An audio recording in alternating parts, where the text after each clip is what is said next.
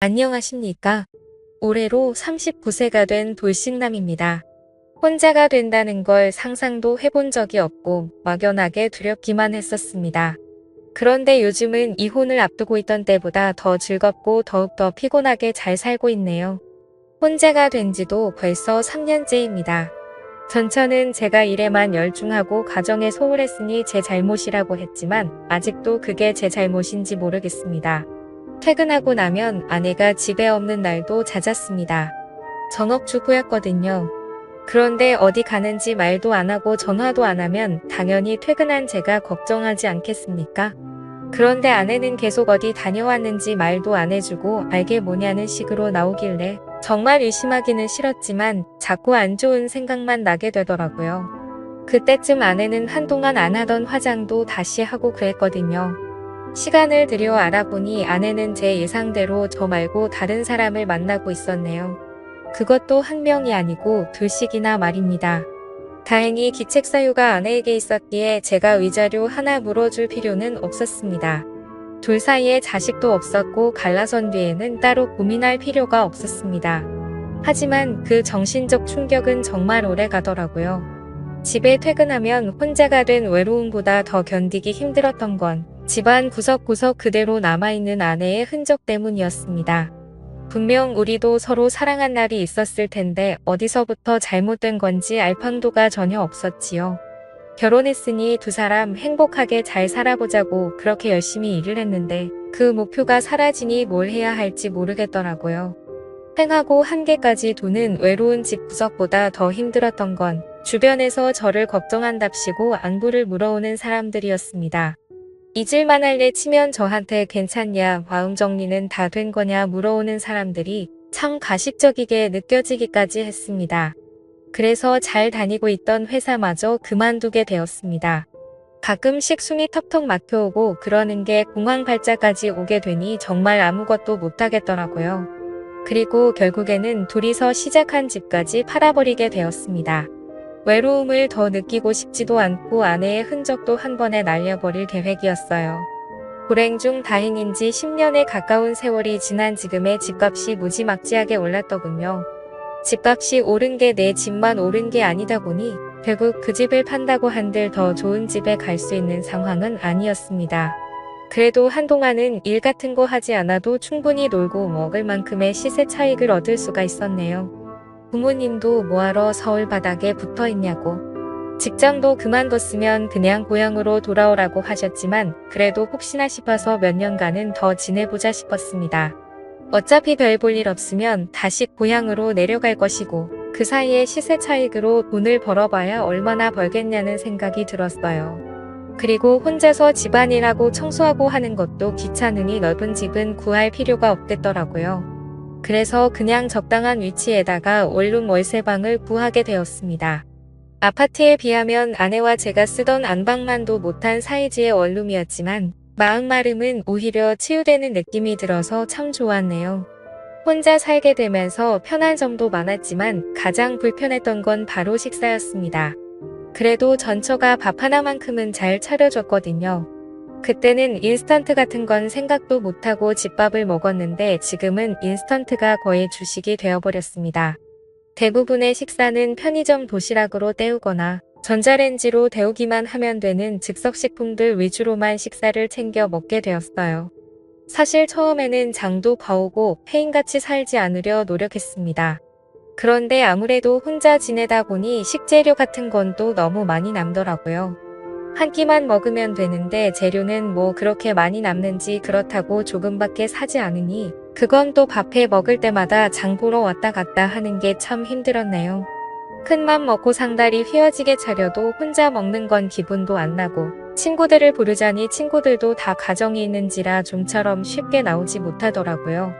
먹는 게 참 중요한 것이 맨날 똑같은 편의점 음식만 먹다 보니 나중에 가면 편의점 근처에만 가도 속이 더부룩하고 물리더라고요. 애초에 집까지 팔아치우고 혼자 지내게 된 게 아내가 떠났다고 해서 폐인같이 지내지 말고 잘 지내보자고 그런 건데 오히려 무기력함은 그때보다 더 강하게 저를 괴롭히기 시작했습니다.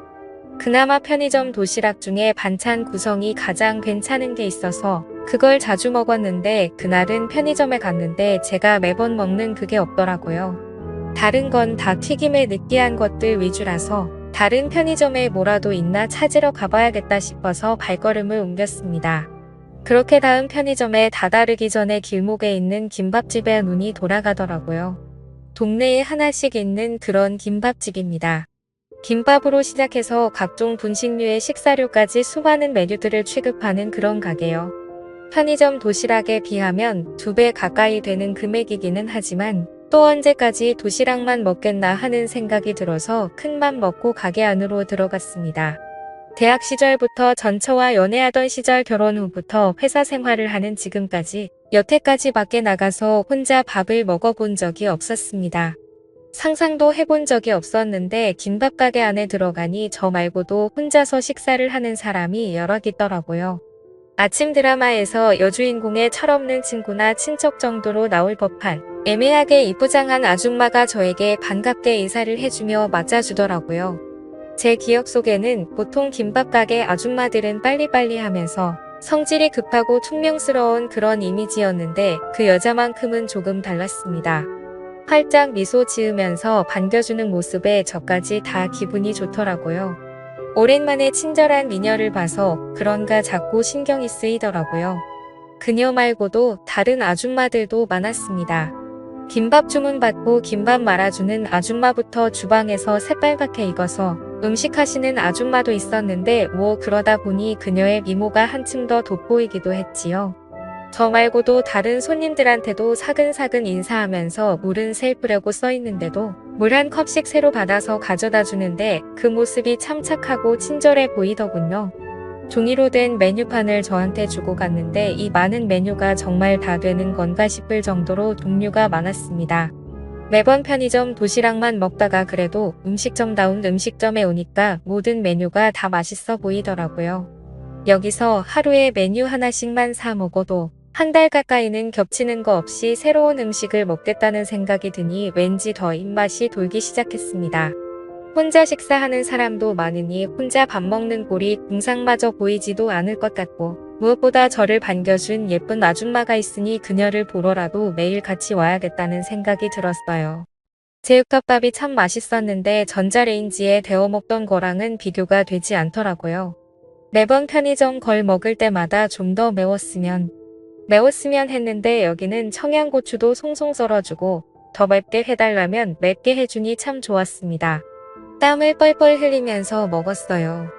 저를 반겨준 그 여자는 매주 목요일, 일요일 이렇게 이틀을 쉬는 것처럼 보였습니다. 모처럼 먹으러 갔는데 그녀가 없으면 좀 아쉽더라고요. 그래서 일부러 그날은 빼고 그녀가 출근하는 날에만 가서 밥을 먹게 되었습니다. 하루는 또 땀을 뻘뻘 흘리면서 제육덮밥을 먹고 있는데 주방에서 일하시는 아줌마가 밖에 나오더니 저한테 친한 척을 하더라고요. 제가 매번 청양고추 넣어서 해달라고 하는 데다가 매일 같이 와서 같은 걸 먹고 가니까 아줌마도 제가 참 신기했나 봅니다. 저를 청양고추 총각이라고 불렀었는데 저한테 총각은 왜 맨날 혼자서 밥 먹으러 오냐고 물어보더라고요. 그래서 아줌마의 질문에 제가 총각은 맞는데 얼마 전에 방품돼가지고 총각이 된 거라고 그래서 이렇게 혼자 오는 거라고 대답을 했어요. 그 정도면 충분한 대답이 되었을 거라 생각했습니다. 그러자 아줌마가 생긴 게 어려 보여서 여족 총각인 줄 알았다면서 우리 막내도 반품돼서 처녀인데 둘이 하면 잘하겠다고 하면서 저와 그녀를 약간 핑크미 분위기로 몰아가더라고요. 그녀는 앞서 말한 대로 상당한 미인이었습니다. 김밥집에서 일하다 보니 화장을 거의 안 하고 다니는데 화장을 안 해도 어지간히 그녀보다 예쁜 사람은 보기 힘들 정도예요. 조금 마른 제형이라서 억척스러워 보이기는 하는데 그래도 키가 크니까 김밥집 유니폼에 앞치마를 메고 있는데도 모태가 살더라고요. 딱 봐도 화장하고 꾸며놓으면 어디 가서 빠지지 않을 만한 여자라고 생각했었습니다. 그런데 아무튼 아줌마들이 그녀와 저를 이어주려는 분위기가 조성되었고 어쩌다가 둘이 눈이 마주쳤는데 그 여자가 살짝 웃으면서 부끄러워하는데 멈춘 줄 알았던 제 마음이 유동을 치기 시작하는 겁니다. 혼자가 된 지도 꽤 오래되기도 했지만 그녀가 그동안 보여준 친절함과 예쁜 미소가 알게 모르게 제 스스로 그녀에게 빠져들게 만들고 있었던 것 같네요. 나중에 알고 보니 아줌마들은 제가 그녀가 일하는 날만 골라서 오는 걸 눈치채고는 그녀와 저를 애초에 이어줄 생각을 가지고 있었나 봅니다. 다 티가 났었나 봐요. 그래도 둘 다 한 번 다녀와 본 사람이라고 그냥 저냥 대화를 나누는데도 그녀와 저 사이에 묘한 공감대가 형성이 되어 있고 대화도 잘 통했습니다. 그 뒤로부터는 제가 식사하러 오면 그녀는 일을 하다 말고 그냥 제 앞에 마주 앉아서 제가 밥 먹는 걸 지켜봐줬습니다. 반찬이 모자라면 김치와 단무지뿐이지만 새로 가져다주고 물컵이 비면 물도 채워줬습니다. 저는 점점 그녀에게 빠져들게 되었지요. 그러던 어느 날도 평소처럼 밥을 먹으러 김밥집으로 향하고 있던 날이었습니다. 보통 가게가 통유리로 되어 있잖아요. 그래서 길 건너편에서도 가게 안쪽이 보이는데 그녀가 창가 쪽에 앉아 있더라고요. 괜히 기쁘게 빨리 가야겠다 싶었는데 그녀 맞은편에 저 말고 그녀 또래의 남자가 앉아 있는 겁니다. 그녀의 얼굴에는 미소가 가득 차 있었고 무엇보다 그녀가 마주 앉아 있는 남자의 빗물컵에 물을 채워오는 모습을 보게 된 거죠. 그때 당시 그녀와 저는 묘한 기류가 흐르긴 했지만 아무런 사이도 아니었는데 괜히 그녀가 전처가 제게 그랬던 것 마냥 저를 배신했다는 느낌을 받았습니다. 온몸이 부들부들 떨리고 그 자리에 서 있을 수가 없더라고요. 그렇게 발길을 돌려서 집으로 돌아왔습니다. 그날 이후로 저는 김밥집의 발길을 끊었습니다. 괜히 그 여자와 다시 새로운 삶을 꿈꾸려 했던 제가 다 바보 같다는 생각이 들었어요. 저는 그냥 그녀가 친절하게 대해주는 여타 다른 손님들과 다를 바가 없는 사람이었는데 저만 특별하다고 생각했던 거였으니까요. 하지만 또 편의점 음식을 먹고 싶지가 않더라고요. 그래서 그날 이후로는 번거롭지만 장을 봐서 직접 음식을 해먹기 시작했습니다. 다시 사람답게 살아야겠다 결심을 했었거든요. 편의점 밥만 먹다간 이런 폐인 같은 생활을 청산할 수가 없을 거라고 생각했고 제가 직접 밥을 해먹는 것부터가 새로운 삶을 시작할 준비라고 생각했었습니다. 혼자서 음식을 하고 그 밥을 먹으려니 이미 벌써부터 질리기 시작했습니다. 제가 요리를 잘 못하는 것도 있지만 이미 음식을 하면서 그 과정에 질려서 식욕이 뚝 떨어지더라고요. 제가 음식을 해도 괜찮으니 같이 먹어줄 사람 한 명이라도 있었더라면 하는 생각이 마구마구 들었습니다. 요리 솜씨는 조금 나아졌을지언정 밥 먹는 재미를 점차 잃어가고 있던 어느 날이었습니다. 이 메뉴 저 메뉴다 해보다가 갑자기 김밥집에서 먹던 제육덮밥이 생각나서 그걸 한번 만들어 먹어볼까 하고 장을 보러 나갔어요. 한참 고기는 어디 부위를 쓰는 게 맞는 건가 하면서 포장된 고기를 보고 있는데 누가 제 등 뒤를 푹 지르더라고요. 고개를 돌린 곳에는 김밥집의 아름다운 그녀가 제 뒤에 서 있었습니다. 처음 제게 보여줬던 그 미소를 보여주면서 제게 인사를 건넸어요. 요즘 바쁘냐면서 통각에 오지를 않으신다고 무엇이 있는 건 아니냐며 저를 걱정해주더군요. 전처가 제게 그랬던 것처럼 뻔뻔하게 거짓말을 하고 있는 것 같아서 괜히 화가 났습니다. 사실 그녀가 잘못한 건 아무것도 없는데 그동안의 외로움과 제 과거의 트라우마가 교차하면서 아무 잘못도 없는 그녀에게 화를 내기 시작했죠. 그때 그 남자하고는 잘 돼가고 있냐 빈정거리면서 저 말고도 남자가 많아 보이는데 저까지 신경 쓸 결의를 있냐고 빈정거렸습니다. 그런데 그녀는 제가 무슨 말을 하는지 전혀 몰라 하더라고요. 오히려 빈정거리는 저를 무시해버려도 되는데 그녀는 오해가 있는 것 같다면서 제가 무슨 말을 하는 건지 모르겠다 하더라고요. 그래서 제가 얼마 전에 가게에서 다른 남자와 마주 앉아서 밥을 먹지 않았냐고 저 말고도 작업권은 남자가 많은 것 같은데 저는 직업도 없고 아무것도 없는 백수니까 그 번지르를 한 사람하고나 잘해보라고 말했어요. 그건 제 오해가 맞았습니다. 그녀는 그저 보험 설계사로 찾아온 손님과 이야기를 나눈 것이고 물을 떠다 준 게 아니라 믹스커피 한 잔을 가져다 준 거라고 설명했어요. 그녀는 저 말고는 일하는 시간에 같이 마주 앉아서 식사를 하는 사람은 저밖에 없다고 하는 겁니다. 다른 아줌마들이 저랑 그녀를 이어주기 위해서 그것만큼은 특별히 허락을 해줬던 거라고요. 그리고 그녀도 제가 싫지 않아서 제가 식사할 때면 마주 앉아서 반찬도 가져다 주고 물도 떠주고 한 거였는데 오히려 그녀는 제가 말도 없이 가게를 찾아오지 않아서 자기를 가지고 눈꽃만 생각해서 마음 아파하고 있었다고 하는 겁니다. 그러더니 그녀는 가게에 전화를 걸더라고요. 이만 퇴근해도 되냐고 물어보고는 그 남자랑 같이 있다고 하는 거 보니 저를 만났다고 말하는 것 같았습니다. 잠깐 아줌마들이 음료수가 먹고 싶다고 해서 사러 마트에 온 건데 지금 본대로 퇴근했다고 말하고 오랜만에 둘이 식사나 하러 가자고 하더군요. 그러다 그녀가 카트 가득히 쌓여있는 식재료를 보고는 그러면 그동안 가게에 안 오고 혼자서 밥을 해 먹은 거냐고 물어보더라고요. 그래서 그렇다고 말하고 오늘은 사실 제육덮밥을 따라 만들어 먹어보려고 했다고 말을 했어요. 그러자 그녀가 그러면 나가서 괜히 돈 주고 사 먹지 말고 자기가 직접 솜씨를 발휘해보겠다고 말하고 저도 집에서 가끔 만들어 먹을 수 있게 방법도 알려준다고 하는 겁니다. 그렇게 정신을 차리니까 그녀가 제가 혼자 사는 집까지 따라왔더라고요.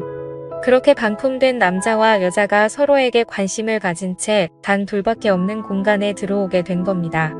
이후에는 말하지 않아도 무슨 일이 일어났는지 다 아실 거예요. 기조가 터진 원룸에서 정말 불같이 눈이 맞아서 서로의 마음을 확인했습니다. 그리고 마치 아내가 된 듯이 그녀는 부엌에서 저를 위해 음식을 만들고 있었습니다. 그 모습은 정말 사진으로 찍어두고 싶을 정도로 보기 좋았어요. 가게에서는 서빙만 하는 줄 알았는데 요리도 곧잘 하더군요. 언제 고기를 뒤집어야 하는지 불맛을 내려면 언제 어떻게 뒤집고 재료를 언제 넣어야 하는지 이런저런 설명을 해주면서 제가 사온 재료들을 활용해가며 저희 냉장고를 꽉꽉 채워줬습니다. 6가지 음식을 다 해버리고 나니 그녀도 녹초가 돼가지고 제 옆으로 다시 눕더라고요.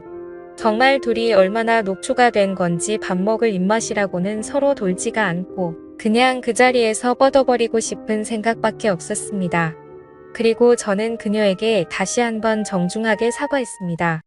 아내가 저를 배신을 해서 그게 안 좋은 기억으로 남아서 예민하게 반응을 했던 것 같다고요. 그리고 나에 대한 그녀의 마음에 확신이 없었기에 그렇게 성급하게 오해를 했고 그 화풀이를 한 것 같아 정말 미안하다고요.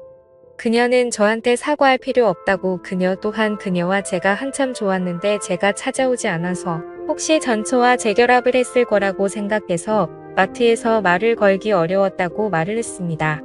그런데 그녀가 너무 예뻐 보여서 그녀를 꼭 안아줬네요.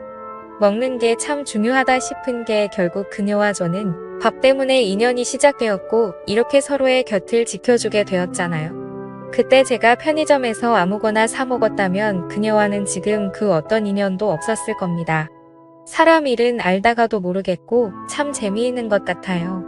그녀나 저나 다시는 사람을 믿지 못할 거라 생각했는데 이렇게 또다시 서로의 등을 지켜주는 인연이 되었습니다.